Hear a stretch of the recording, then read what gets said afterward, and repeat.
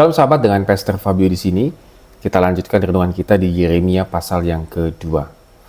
Mungkin kita pernah merasakan meninggalkan Tuhan. Bahkan kita melupakan kasih Tuhan dalam kehidupan kita. Ketika kita menghadapi permasalahan kehidupan yang begitu berat, kita lebih mengingat masalah itu daripada mengingat kasih Tuhan yang begitu besar dalam kehidupan kita, sehingga kita melupakan Tuhan. Di Yeremia pasal yang kedua ini, merupakan teguran Tuhan kepada bangsa Israel yang telah meninggalkan kasih mereka kepadanya. Tuhan mengingat bagaimana awalnya Israel begitu setia mengikutinya ketika ia keluar dari Mesir. Namun seiring berjalan waktu, mereka berpaling pada berhala dan mengandalkan kekuatan manusia. Ayat yang kedua mengatakan demikian. Aku teringat kepada kasihmu semasa mudamu, kepada cintamu sebagai pengantin. Tuhan mengenang masa ketika Israel mengikutinya dengan penuh kepercayaan di padang gurun.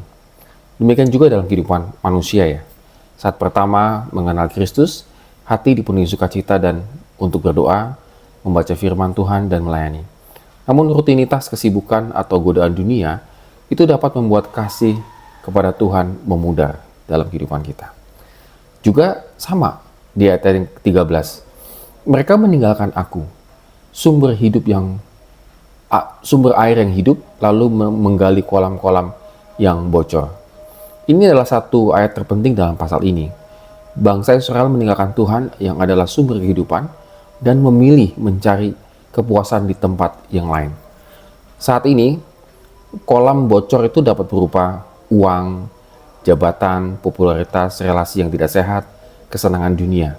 Semua itu tidak mampu memuaskan hati manusia seperti Tuhan memuaskan hati kita. Dan kebanyakan kolam kita ini sedang bocor ya.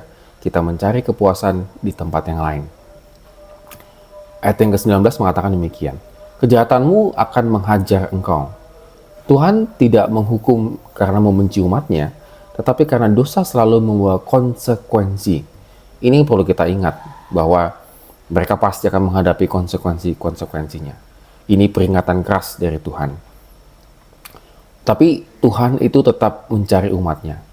Walaupun Israel berulang kali tidak setia, Tuhan terus berbicara melalui Yeremia untuk menunjukkan kasih karunia Tuhan yang begitu besar. Tuhan mengatakan, kembalilah kepadaku. Kasih Tuhan selalu lebih besar daripada kegagalan kita. Sahabat, seorang anak kecil diberi sebotol air bersih oleh ayahnya saat berjalan jauh. Namun di tengah perjalanan, air yang bersih itu dibuangnya dan dia memilih minum di genangan air yang lumpur karena terlihat lebih mudah untuk dijangkau. Tidak berapa lama kemudian akhirnya si anak ini sakit.